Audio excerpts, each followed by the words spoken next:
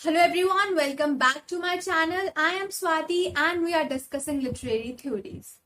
In the previous video, we started with new criticism and I told you that how new criticism believe in focusing just on the text and not on anything which is happening around or that was happening around when the work was written. So their main focus is just the text. We talked about close reading, how new critics believe in close reading. That is all. Uh, that is, their focus should be just on the text, the metaphors, the similes, the symbols, images that have been used in the text, and not on anything else. We did discuss William Emerson, and I told you about his 7 types of ambiguity and his Milton Scott, his work Milton Scott. Now, in this video, we'll talk about the remaining important major theorists of this age, and the first one of them is I.A. Richards. I.A. Richards, that is Ivor Armstrong Richard, he was born in 1893 and he died in 1979. And he has given a few very important works and you need to remember their names, so make sure you write them down as I narrate them. So the first one is Meaning of Meaning. Meaning of Meaning, and this work was written in collaboration with C.K. Ogden. C.K. Ogden, Ogden, C.K. Ogden. So C.K. Ogden and I.A. Richards, both of them wrote this word Meaning of Meaning. Now, I.A. Richards has written very important work with the name of Principle of Literary Criticism. Principle of Literary Criticism. Then he has written Practical Criticism, a study in literary judgment. Practical Criticism, a study in literary judgment. Then he has written Science and Poetry. Science and Poetry, and Coleridge on Imagination. Coleridge on Imagination. Let me repeat them for you. So he has written Meaning of Meaning with C.K. Ogden. Then he has written Principle of Literary Criticism, Practical Criticism, Science and Poetry, and Coleridge on Imagination. Also, along with C.K. Ogden, he came up with this simplified language called Basic English. And they have asked this question. So, Basic English, the language, the simplified language is a kind of simplified language, and C.K. Ogden and I.A. Richards came up with this language. So they asked this question that who are the critics who came up with this concept of basic language. So that name would be C.K. Ogden and I.A. Richards. Now, in his important work, Practical Criticism, he has given 4 types of meaning, 4 kinds of meaning. In this work, Practical Criticism, he did talk about what meaning is, and the first thing that comes to our mind when a word is said to us. And in this work only, he came up with this 4 kinds of meaning, and those 4 kinds are feeling, sense, tone, and intention. So feeling, sense, tone, and intention, they are the 4 meanings that I.A. Richards has given us in his work Practical Criticism, and the feeling, it predominates. Feeling is actually emotion or attitude of a work. Tone is attitude towards the audience. Intention is writer's conscious or unconscious aim or effect that he wanted to create, and sense is what is said or what is the thing that has been presented to us. So these are the 4 kinds of meaning which was given by I.A. Richards in his work Practical Criticism. In his work Principle of Literary Criticism, he came up with 2 kinds of language. One is scientific language, which is used in real world, which refers to the real world, and second kind of language is emotive language, which is used in poetry. So in Principle of Literary Criticism, he came up with scientific language and emotive language. So this was about I.A. Richards. I hope you'll remember his famous and his important works and his 2 concepts of meaning and language. Next up in the line is Kenneth Brooke. Kenneth Brooke was born in 1904 and he died in 1994, and he was an American theorist. Before we talk about his concepts, let me tell you his famous works, his important works, and they are well wrote on. Well wrote on. And in well wrote on, he talks about irony and paradoxes in reference to poetry.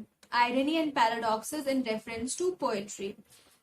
And the title of this work, Well Wrote On, is actually taken from Donne's poem, John Donne's poem, Canonization. So, title of Well Wrote On is taken from the John Donne's poem, Canonization. Next, he has written Understanding Poetry. Understanding Poetry was written in collaboration with Robert Wren. Robert Wren. Then he has written Language of Paradox, and then he has written Modern Poetry and Tradition. So he has written these 4 important works. I'll repeat them for you. They are Well Wrote On, Understanding Poetry, Language of Paradox, and Modern Poetry and Tradition. So in his work, he gave this concept of paradox. Paradox is actually juxtaposition of ideas which give us unexpected or striking insights. So when more than 2 ideas or more than one ideas actually overlap with each other, when the same word has the more than one meanings, and they give or they ignite different ideas in our brain, which means that same word means something as well as something else. That is paradox. Paradox is language of poetry and it is inevitable. He actually talks about Canonization by John Donne and Wordsworth poem Westminster's Bridge. And in both these poems, he says that there are paradoxes. The language of these poetries is that of paradox, and that paradox has to exist. Paradox have to exist, and it cannot be avoided. It is inevitable, so it is there. So these contrasting ideas, these juxtaposition of thought, it is going to happen in poetry, and it cannot be avoided. That is his idea of paradox. The next thing that he has come up with is heresy of paraphrase. Heresy of paraphrase, heresy actually means a mistake, galti, and paraphrasing is actually summarizing. So he says that in Well Wrote On, he says that when you summarize something, basically when you summarize a poetry, you are committing an error. While you are summarizing a poem or while you are summarizing a work, the actual essence of the work is not there.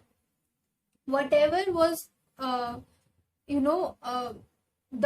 meaning which was there in the work, it doesn't come out in the paraphrasing, it doesn't come out in summarizing. So heresy of paraphrase is committing the error of summarizing, and he says that it should not be done. And he wrote this concept in Well Wrote On. He says that summarizing a work is not good. It loses its artistic value. Form and content are irreplaceable, inseparable. And content can be summarized, form cannot be. You can give a summary of a plot, but you cannot summarize the form or, the way the work is written. So he says that paraphrasing is a heresy, paraphrasing is a crime. He served as a cultural attaché in American Embassy in London. So he has worked in American Embassy in London, and they asked this question, who is the critic who has worked with American Embassy in London? So that would be Kenneth Brooke. So make sure to remember that. That was about Kenneth Brooke. The next important critique or next important theorists are William Kurtz Wimsatt and Beardsley. Wimsatt and Beardsley, basically they are called Wimsatt and Beardsley, and they have written this work, The Verbal Icon, And in this work, they have come with this concept of intentional fallacy and affective fallacy. So, intentional fallacy means error. Basically, intentional fallacy means when the intention of the author is taken into consideration while analyzing or criticizing a work, that is equal to committing an error. So, intention of author or his intention or his feeling or his emotion, it should not be taken into consideration, and if you do that, that is committing an error. It is equal to committing a fallacy. Likewise, affective fallacy means the study of or judging a work on how it affects us, or judging a work based on its effect on the audience or on the reader. That is also equal to committing an error, and that should also not be taken into consideration. So affective fallacy and intentional fallacy, there are two kind of fallacy given by Beardsley and Wimsatt in Verbal Icon, and both of them should not be taken into consideration. According to New Critics, the intention of the writer or intentional fallacy, it should not be taken into consideration. Likewise, effect of the work on the audience or the reader should not be taken into consideration as well. So this is what he says in the Verbal Icon, and that was about the three important major theorists of New Criticism. In the next video, we'll talk about the remaining critics, and make sure you're making your notes. Make your notes, and I hope these videos are helping you. I hope you are understanding things in better. You just have to get a normal idea and a borderline idea of those things, and then when you read them from any book, be it Nair or anything else, you will understand them in much better way. And I hope I'm doing that for you. And just if you have any doubts or any suggestions for me, make sure to drop them in the comment box down below. And keep on reading and keep on studying. Wish you a very good day. Thank you so much.